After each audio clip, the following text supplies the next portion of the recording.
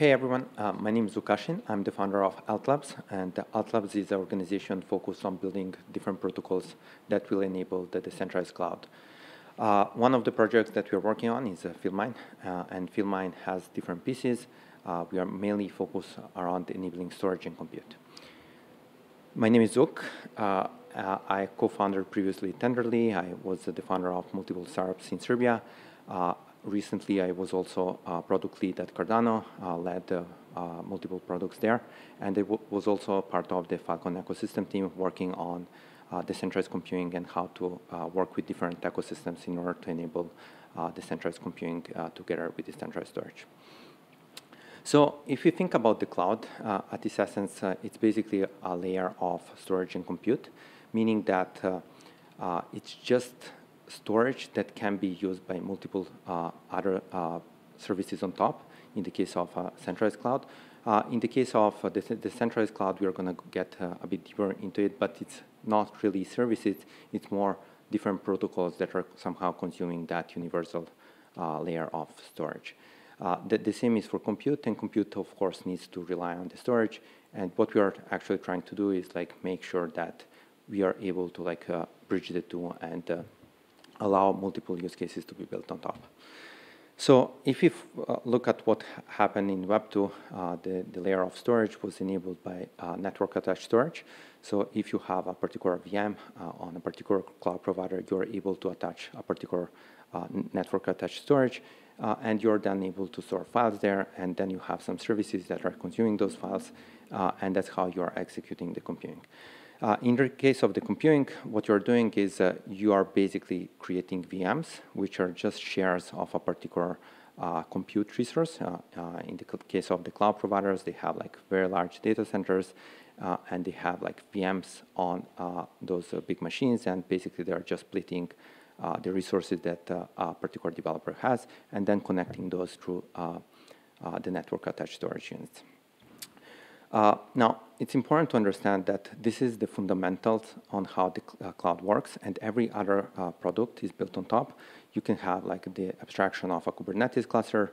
You can have some other database that is managed for you by the cloud provider, or you can have some nice fancy services like Amazon Lambdas that are basically just using some pieces of that compute. But at the end of the day, it's going to be a VM that is running on a computer, and you're just going to get a share of that.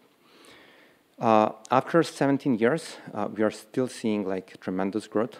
So cloud providers are growing at a 30% year over year, even though they are 17 years old. It's super rare to actually see such a high growth. And what's happening there is both growth of demand for computing, but it's also because those cloud providers are becoming a bit more aggressive on how they are capturing value, because everyone is kind of locked to use the resources on those cloud providers. Now, the issues with cloud providers today are many.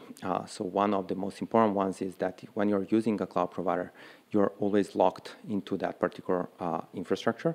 So that means that if I'm using a database, I can't really choose where my workload is going to run. The only thing I can choose is maybe the region, but at the end of the day, it's going to run on a server that is owned by AWS or Azure or Google Cloud and so on. And they are basically in that way building a monopoly on the infrastructure. Then the issue is as well that every cloud provider is basically building all the tooling by themselves. So that means that you're seeing many different products built on the different infrastructure providers doing basically the same thing. So you'll see Kubernetes being run on Google that has some characteristics, and then another flavor of that on Azure that is basically doing the same thing, but it's a completely different product with thousands of people working on that. This means that innovation is going to be super slow because we are basically rebuilding with very smart people always the same things rather than having products built on top of those abstractions and in that way accelerate innovation. And also when you get to a point where every dev tool needs to be built on one particular cloud provider, you're just amplifying that infrastructure lock-in.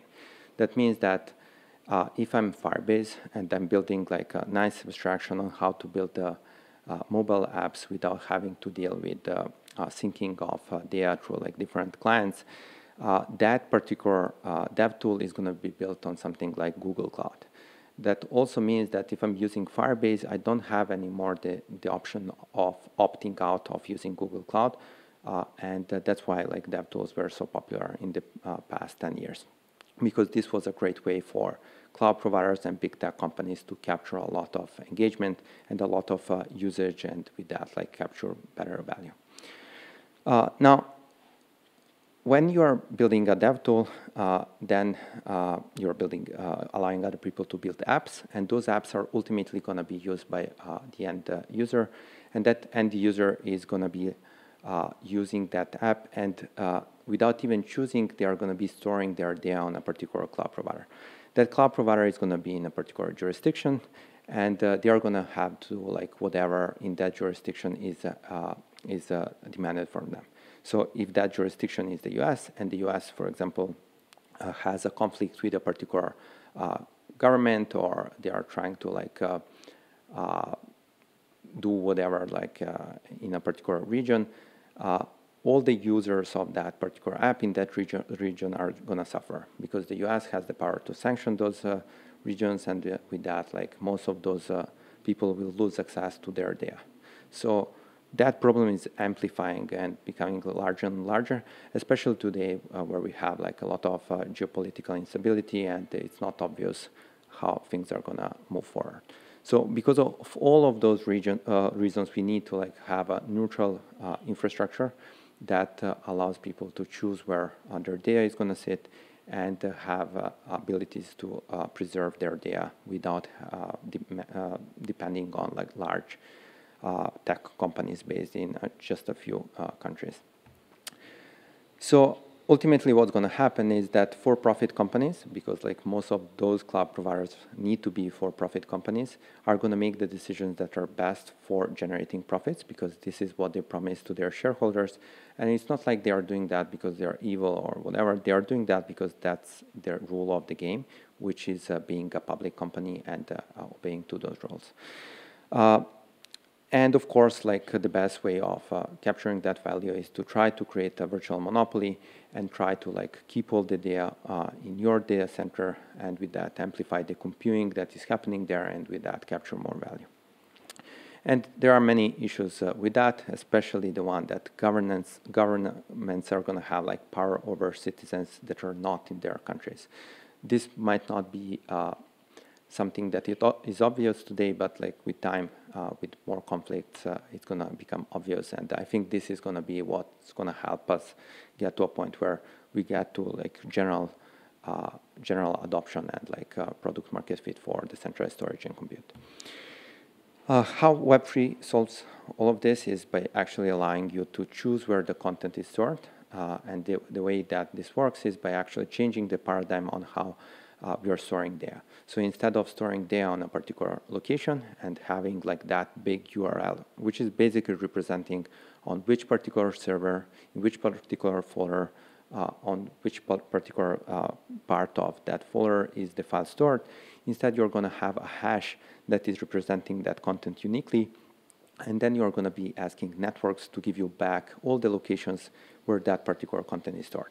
That allows you to do many things, from basically having redundancy over your data, being sure that some particular infrastructure providers are allowing you to store that data in different regions.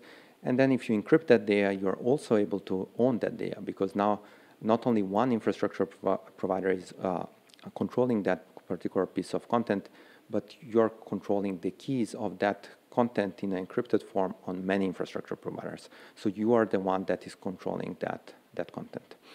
And that opens up like many things, from like disrupting how social media works today to like being able to monetize your content, and also making sure that we align all the people that are creating so much useful content on all the platforms that we have today. This goes from YouTube, Instagram, and all the ones that are not able to monetize today. For example, if you have so many nice pictures on Instagram, and that content is super useful, you should be able to like monetize that. It should not be Instagram defining the rules of the game. You should be the one being able to define how your content needs to be consumed, and we should be allowing third parties to use the same content.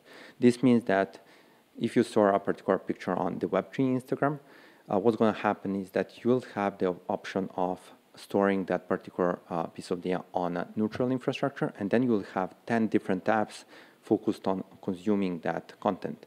This means that those apps are not going to be there to like optimize the amount of time that we spend in apps, which is causing a lot of addiction to our social media. Rather, those apps are there to like fulfill your needs. So if you see that you're spending so much time on Instagram, you're not going to have to give up on your content.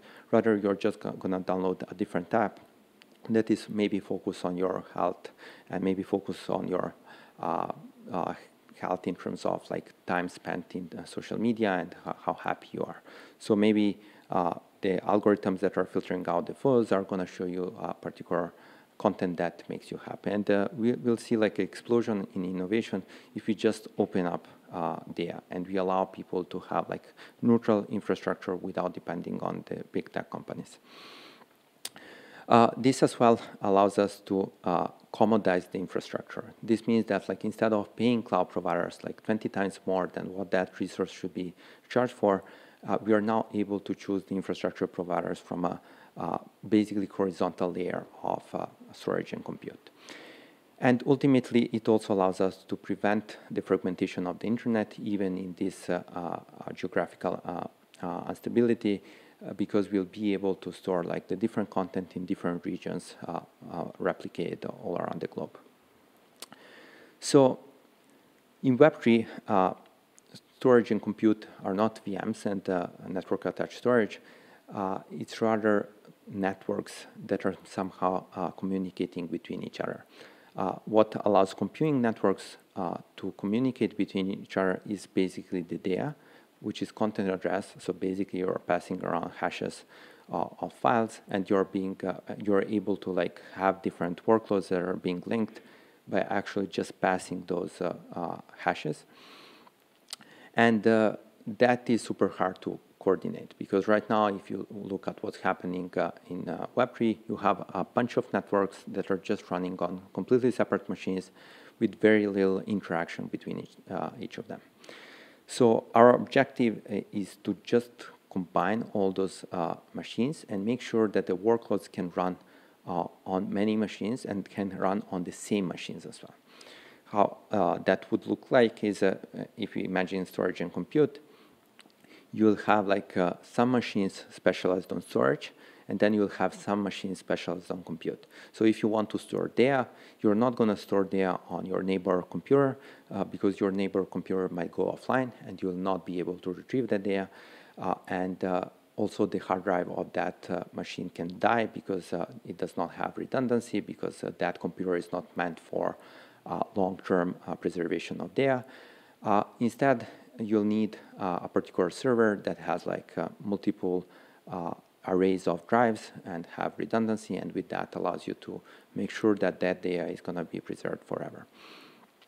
While on the computing side, what you care about is having a particular compute resource that you can commodize. So the important piece about like decentralization is as well that we're able to commodize a particular resource because of the way that we set up token economics. So in that particular case, you really want to execute that workload on your neighbor computer because that computer might be idle most of the time, and your neighbor is okay with just covering like the capex that he had to invest into buying that particular computer.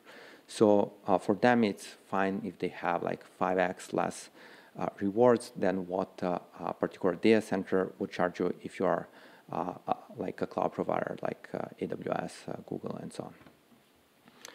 Now, how we solve all of this is by creating protocols. What protocols are basically a way for us to incentivize different personas in an ecosystem, and we do that with smart contracts, and we do that with networks that have like particular token economics hard-coded in the protocols.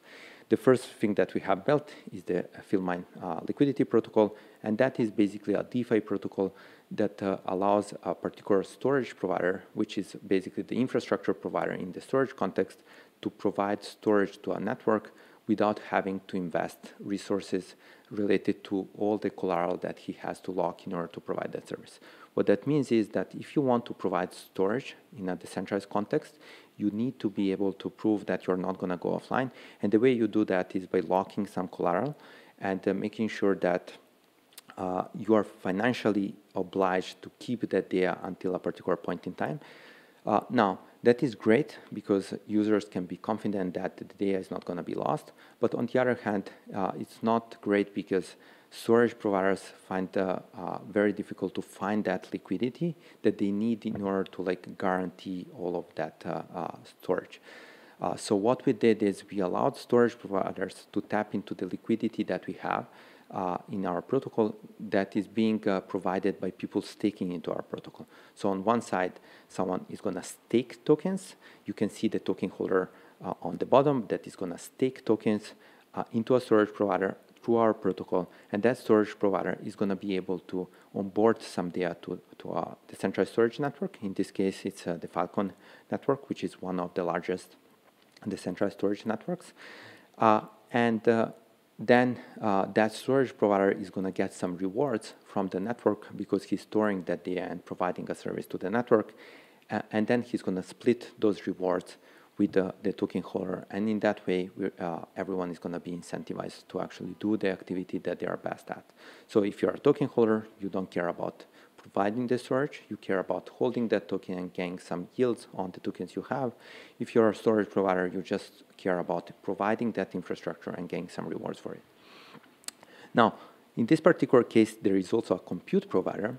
And this is the next step that we're working actively right now, which is the storage provider should be someone that just does storage. But the activity of onboarding storage to the Filecoin network is a compute-intensive activity. So in a way, the storage provider right now is doing both compute and storage. And we thought that this was not the right way of doing things because the storage provider is limited in terms of how fast he can scale. And he's not really focused on one activity, which is storage. Rather, he's focused on storage and also trying to figure out the compute. So what we have built is a network that does just the computing and allows storage providers to offload all the compute-intensive activities that they need to do. Now, in that particular case, the storage provider can focus on just providing the storage and can pay a compute provider for doing the compute-intensive activity, and with that also split the rewards that he's getting from the protocol, in this case, the Filecoin network. Now, of course, the storage provider is getting less rewards per unit of storage key onboarded, but now because he's focused on just on storage, he can be much faster and scale his storage infrastructure much faster. How that is going to look like is basically a storage provider will have big machines full of hard drives, and he's just adding machines. He's not worrying about whether he has enough GPUs to be doing the compute as well. He's just adding full racks of drives, and with that, just scaling his infrastructure. Now, this is super useful for the storage provider because now he can have a predictable reward. So he knows exactly if he has a particular capex, how much he's going to get back. So if I'm providing 10 petabytes of storage to the network, I'm now able to get X dollars a month for that because I know what the parameters of the Filecoin protocol are in this particular case, and I know how much to expect back. On the other hand, I don't have any exposure to the crypto fluctuation. So this means that the price of the tokens that I'm getting, which in this case is the Filecoin coin, is going to go up and down. And if I have a lot of collateral locked that I own as a storage provider, my value as a storage provider is going to go up and down very fast with how the network is going, which is not something that you want as a storage provider. As a storage provider, you want to run a business. So you want to provide storage and get some money back that will be used for OPEX and also investing in the new CAPEX that you need in order to keep scaling your infrastructure. And of course, what I care about is scalability. If I need just to add drives, that's an easy activity for me to perfect. And when that's perfect, then I can keep just doing that and scale much faster. Let's focus on the compute provider. The compute provider in this particular case is just doing a particular activity, which is basically doing a particular piece of work that is necessary for the storage provider to perform his activity and with that capture some value. We're going to focus on the compute provider just in the case of the Filecoin compute workload, but there are many other workloads that the compute provider could run. And when we have multiple workloads that will be run on a single machine, then we also have the ability of having some communication between those different compute networks. So in this particular case, what's going to happen is that a particular developer is going to trigger a computing workload that is going to be sent to a network. Then a particular compute provider is going to be selected, and that compute provider is going to commit that he's going to execute that particular workload, and that particular workload will be executed after a particular time frame, and then the rewards are going to be distributed to the compute provider. For the compute provider, what's important is that he has a predictable daily reward and that he has the highest utilization of his infrastructure, meaning that if that neighbor that I have that has an idle computer sitting idle, he could run multiple workloads at the same time and with that have more rewards than just running one particular network. So compute providers don't need to think about what are the best networks to run in that particular case. Rather, they just turn on their machines and they run our piece of software that does the scheduling of the different computing workloads, and with that is able to select the best compute providers for that. As well, when you're just doing the computing, you can also be very flexible. You can just turn on computing during the night when the electricity is cheap or when you're not using your computer. This is also something that is super important for a compute provider. And finally, the token holders, what they care about is investing in a particular protocol and getting some exposure in terms of price, but also getting ability to get some yields in their native token. So if I'm staking a Filecoin token, I want to get yields on the Filecoin token. So I want more Filecoin tokens, and in that way, I'm basically longing Phil. As well, what I care about is having a way to exit from my position. So like, I don't want to lock that particular token forever. I want to be able to exit after a year or two when I got some yields or when the market got up. And finally, what I care about is also making sure that because I'm holding that token, I'm helping humanity switch to a Web3 storage network rather than keep using a Web2 centralized storage network. So our objective is to go from a model where we have multiple computing networks that are sparse all around the globe that are pretty disconnected between each other to a model where all of those are connected. So in this particular case, you can see like multiple storage networks and compute networks working on different machines and not being able to communicate between each other. Our objective is to bridge those two and basically with that allow Web3 workloads to run in a decentralized fashion on miners that are running multiple computing networks on them. And with that, what we're also allowing is the interoperability, but also the composability of the different workloads in a way doing what DeFi did for finance, where you could combine multiple smart contracts instead of having to basically build the entire infrastructure by yourself. You could rely on liquidity that was provided by a different liquidity network. In a similar way, instead of doing everything in your computing network and solving all the computing problems that there are today, you can just rely on different computing networks that have already solved those computing issues and just expand on that and build on top. So at the end of the day, our objective is to be the resource layer that allows computing and storage to work with each other. And we do that by just incentivizing different personas to be contributing in those ecosystems. And ultimately, it's going to look something like this, where you have compute providers on the top providing compute resources, storage providers on the bottom providing storage resources, token holders on the left providing just the incentives for everyone for this to work, and then developers working with different computing networks and basically making useful So basically extracting the value from all the computing resources that are there. Thank you for your time, and if you have any interest in working on decentralized computing or any additional information that you would like to talk about, this is my Telegram, and don't hesitate to reach out.